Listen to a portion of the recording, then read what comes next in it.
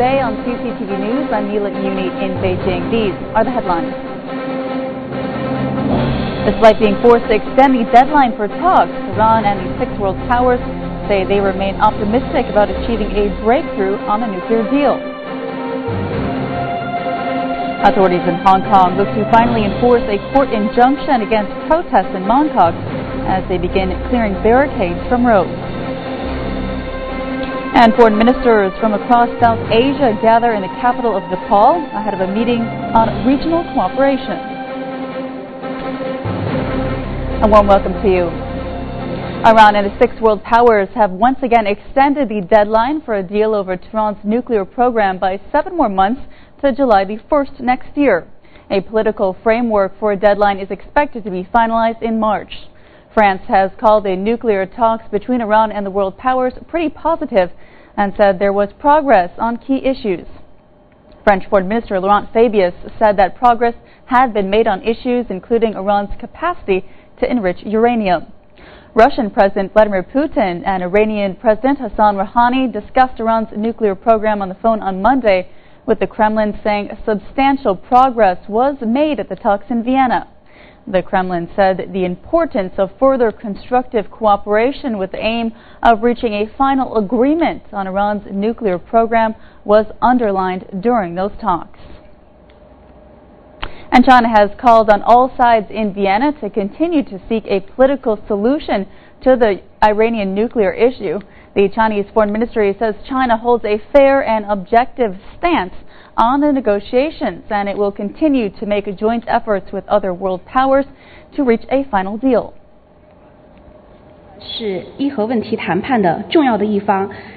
As an important negotiating party, China has been an active participant in the negotiations. We have brought suggestions to the talks, including ideas to resolve the remaining major issues, which we believe will pave the way for the next phases of negotiations. Chinese Foreign Minister Wang Yi has called on all sides to be determined and patient in seeking a political solution to the Iranian nuclear issue in the final phase of talks. Wang Yi has also urged world powers to abide by the Nuclear Non-Proliferation Treaty and respect Iran's rights to peaceful use of nuclear energy. Iran's supreme leader says Western powers will not be able to bring the country to its knees in nuclear talks. Speaking to a group of clerics, Iran's supreme leader Ayatollah Ali Khamenei said the United States and European countries had applied all their efforts to bring the Islamic Republic to its knees on the nuclear issue, but they failed and will continue to fail. The remarks were the first by Khamenei since Iran and major global powers agreed on Monday to decide by March the 1st what needs to be done and on what kind of schedule. Khamenei has so far backed the nuclear negotiations. His reference to the future suggested that the extensions of the talks would have his approval as well. Meanwhile, residents of Tehran appeared optimistic about the future of the nuclear talks. Mr. Zarif and Mr. Rouhani have said we have put all kinds of plans and suggestions on the table. They can see all our offers and decide themselves. I don't think it will take much longer. I think they will finish it in 1 or 2 sessions. If a comprehensive agreement is reached, it would be really good. We must have cooperation with the world. We must have good relations with the world. We can't always just have animosity. We should have good relations with the world. And for more on the talks, we're joined now from Tehran by Gandar Naderi, a columnist with Iran's Kayhan International newspaper. Thanks for joining us tonight. Now, as we mentioned, the six world powers and Iran have agreed to extend the talks until July the 1st next year. But what do you think are some of the main challenges holding them back from really finalizing a deal? Well, as you just mentioned in your report, and as we just heard from the Iranian leader Ayatollah Khamenei, there are some stumbling blocks. Iran is not going to give up its enrichment program. So that is one of the key topics of discussions between Iran and the P5+1. That's why they couldn't reach a final deal yesterday. Why? Because these are immense technical issues, and of course we have the problem of mistrust. This is going to be a mutual mistrust, as I'm talking about. So these are not going to be resolved and fixed overnight. It will take some time. I mean, think about it.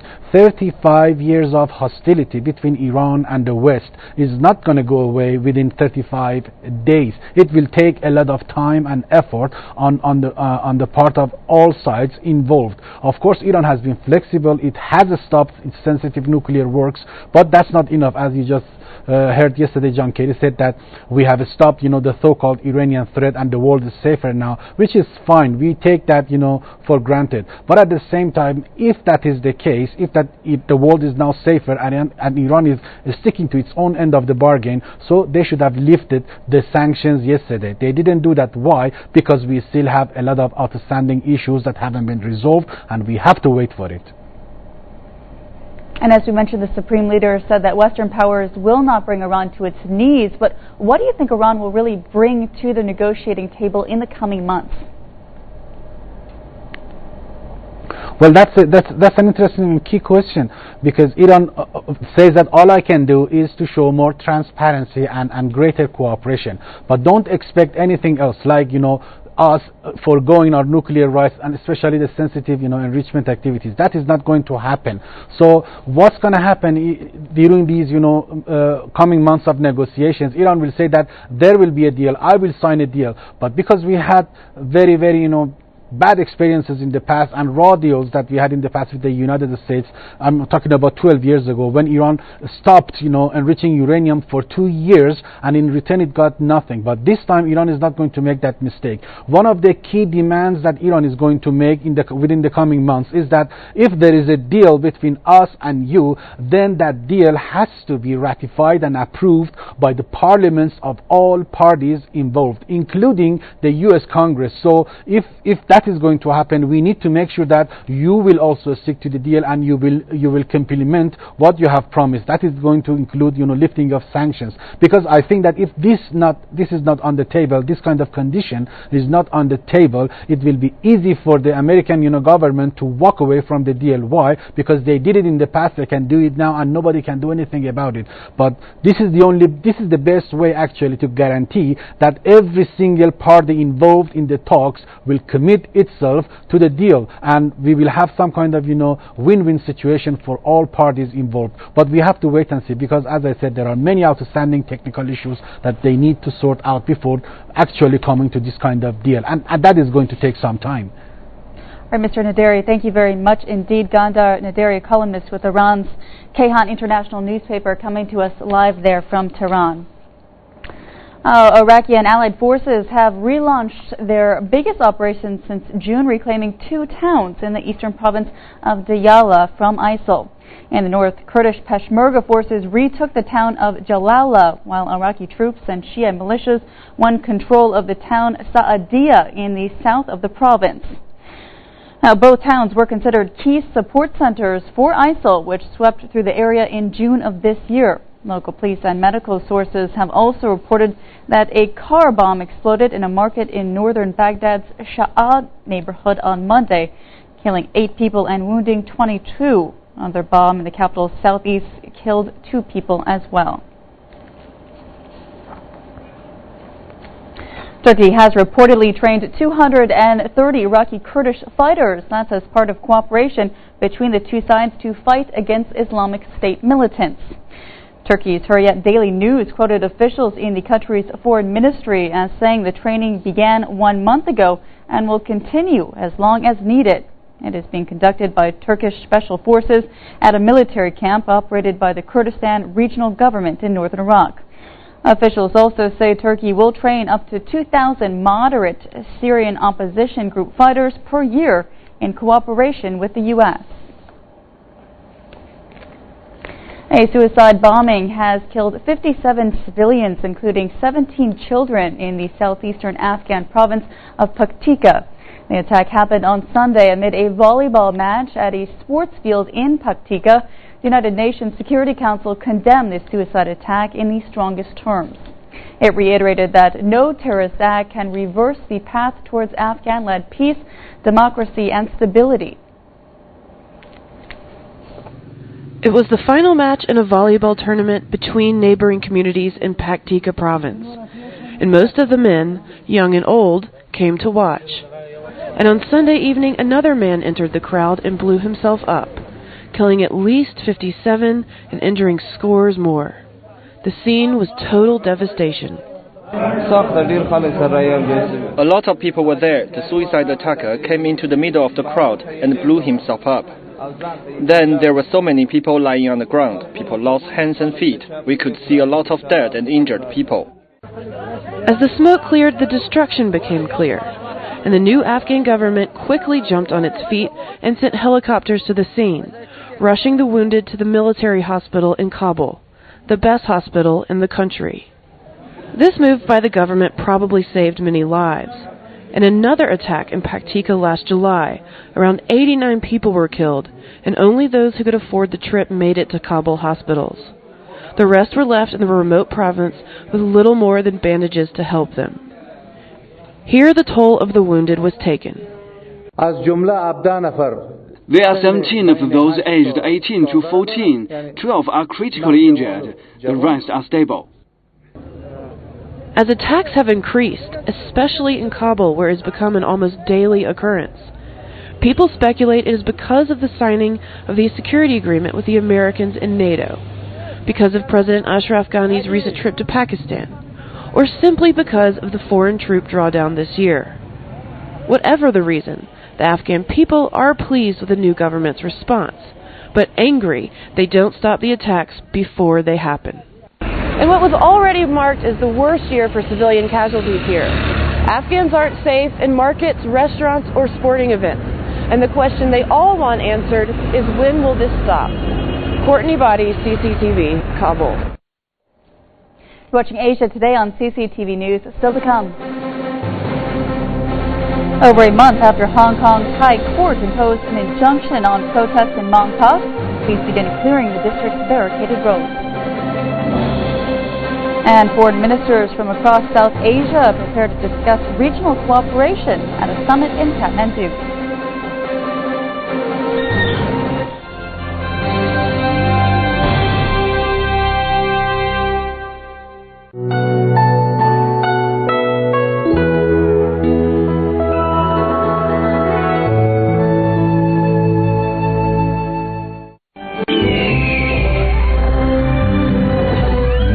Shipping hub in Northeast Asia, reaching the world from Northeast China, port of Dandong.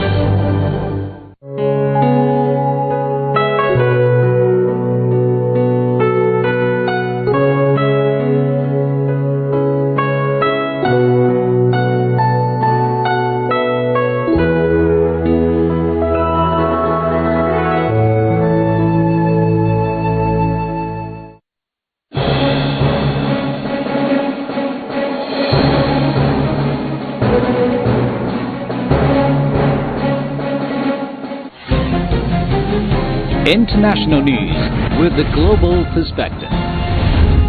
World Insight is the only program with analysis from around the world, with lively discussions and feature reports. Tune in each week for World Insight, only on CCTV News. Make major investments in China. Entire gravity. Why we are living for? That's a fundamental government. Position on China's by leaders. I think that would be hard. Have a dialogue, political change, and human rights.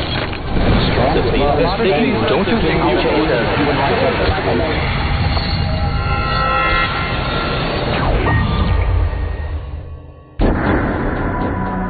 Dialogue. Ideas matter.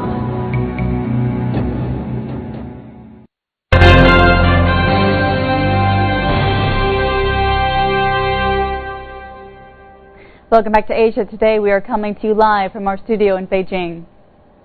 Obstacles set up in Hong Kong's Mongkok district are finally being removed as bailiffs and legal representatives from a local bus company start to enforce a court injunction to remove the obstacles on Tuesday morning. This is the second time that barricades were removed outside the CITIC Tower. CCTV reporter Ying Yiyuan brings us more. A recent court injunction requires obstacles set by Occupy Central on Argyle Street, less than a 100-meter-long road in Hong Kong, must be removed. The bailiff announced that the injunction will be enforced 30 minutes later. A man refused to leave from the barricades, despite bailiffs showing him the injunction order. Later on, however, the man left.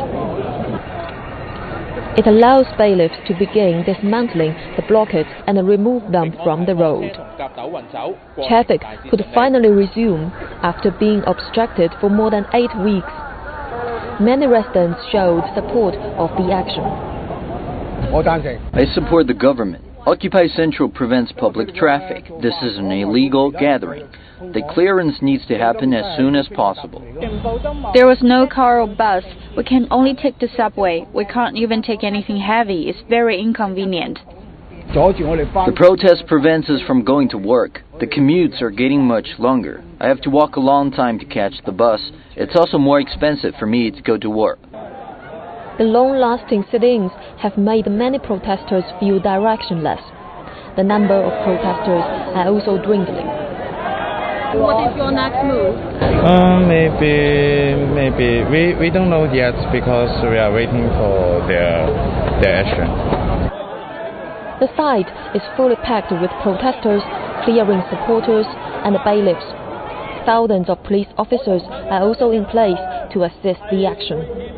Mongkok is a densely populated area. It's also the roadest area among the 3 protest sites. So far, the clearings is progressing slowly but in order. After the clearings in Argyle Street is finished, the next clearance will be undertaken in Nathan Road in Mongkok on Wednesday. In Yuan, CCTV, Hong Kong. Tens of thousands of people have gathered at Kim Il-sung Square in Pyongyang to protest against a UN resolution on human rights. The gathering denounced what it said was a farce started by the United States and its followers.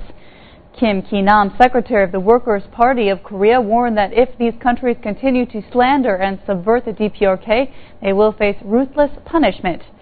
Kim Ki-nam also demanded a formal apology from the Obama administration.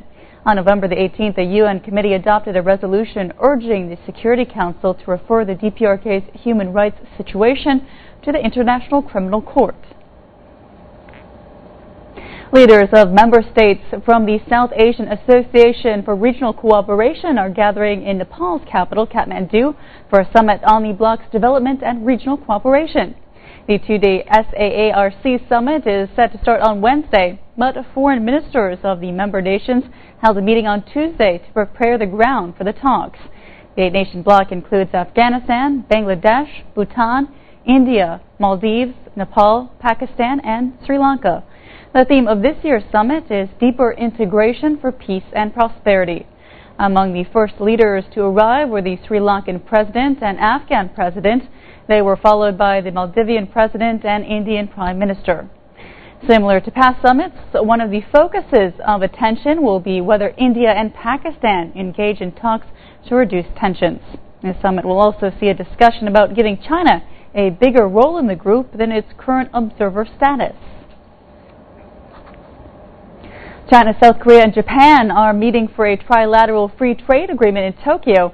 The 6th round of the FTA talks began yesterday and will run until Friday. Negotiations for the trilateral FTA were first launched in November 2012. For the past 2 years, the 3 sides have discussed various areas, including goods, services, investment, competition, intellectual property rights, e-commerce, and environment, under the principle of achieving a comprehensive and high-level FTA. And for more, let's now cross live to our correspondent Terence Terashima in Tokyo. Terence, thanks for joining us tonight. First, what are the main targets for this round of talks, and how are things progressing so far? Well, as you described, this is the 6th talks in the past 2 years, and the talks are going rather slow in progress, and there have been some negotiations in the various sectors which did not come to an agreement, and political environment have slowed the talks quite a bit. So all sides want to accelerate these talks, and they're looking for some form of a step forward, progress, as spokesman said. But nothing has come out from the meeting so far. They have not released any comments, and we're hoping to know in a couple of days, Thursday or Friday, when they would hopefully come up with something that describes this meeting. Yeah. Tell us more about the mood surrounding these talks, given that China and South Korea are expected to finish their own bilateral FTA soon, and also Japan recently slipping back into economic recession.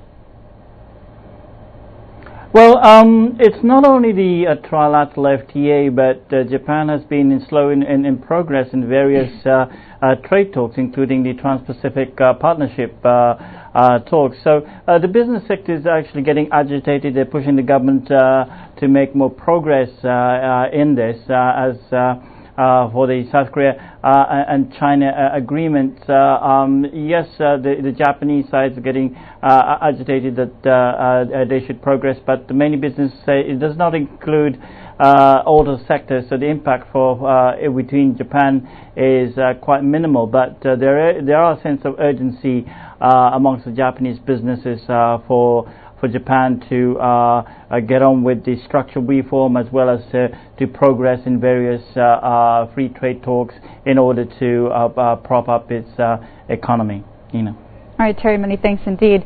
Our correspondent Terence Terashima in Tokyo. In Thailand, economic woes continue, with the news that exports are likely to shrink for the second year in a row, and third quarter growth was less than expected. And foreign investors have expressed their concerns about the proposed changes to the Foreign Business Act.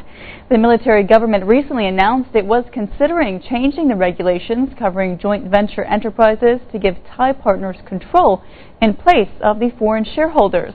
As Tony Chung reports, that has given little faith to overseas investors. It may not look very impressive, but these plastic buckets contain what the UN has called the food of the future.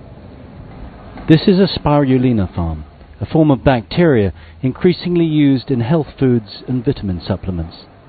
American Somul set up the business 5 years ago, taking advantage of local scientific skills coupled with cheap production costs. But while he has Thai partners, he says he must remain in control of the company. If that policy meant that we couldn't control the decisions we make and how we work, then we would probably move production elsewhere, right, and keep a smaller production base here to only support Thai consumer needs, which are small. But maybe our main export customers, in Europe, we might move production closer to them, maybe somewhere in Africa or something like that. The proposed changes to the Foreign Business Act would mean that companies listed as local firms would have to be under Thai control. Currently, many joint ventures have majority Thai stockholders, but the board and the major decisions are still controlled by the foreign partners. The proposed changes to the Foreign Business Act caused so much controversy that even the diplomats here at the Japanese embassy very publicly opposed the changes, saying it could force half of the Japanese businesses in Thailand to leave. That would be a disaster for the Thai economy. Japanese business here is worth $58 billion. Why exactly the change has been proposed is not clear. A similar change was suggested in 2007 after the last military coup, and it appears to be in line with the military government, more concerned with maintaining Thai sovereignty and control than attracting investment. Investors who had been optimistic about the return of order and stability after the coup are now concerned about the qualifications of the generals to run the economy. And 6 months after the coup, the honeymoon period for the generals is over. I think the peak of the popularity is already there, but it's coming down. And therefore you see more people feeling a little bit uncertain and maybe gravitate away bit by bit. If nothing is done, economy is everything in the mind of the people. If you cannot handle it well, you are playing with fire. Thailand remains popular with investors who enjoy liberal regulation and a relatively solid infrastructure. the generals would be foolish to change that too much. As the old saying goes, if it ain't broke, don't try to fix it. Tony Cheng, CCTV, Bangkok. In a press conference in Beijing, a senior official in China's top economic planning body described just what the country is doing to battle climate change. Our reporter Su Ting was there and sent us this report. China's top planner has issued an annual report on the policies and actions that were taken to address climate change in 2014. Xie Zhenhua said that China has contributed to the global efforts to address climate change.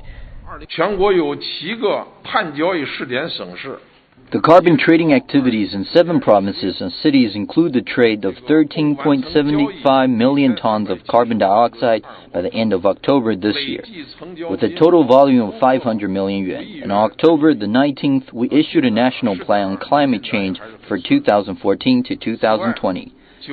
This has enhanced China's top-level design for climate change efforts.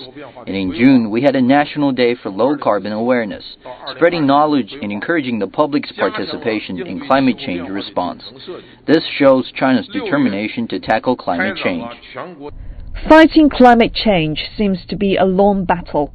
Xie Zhenhua said that China has been advocating deeper international cooperation on tackling climate change. China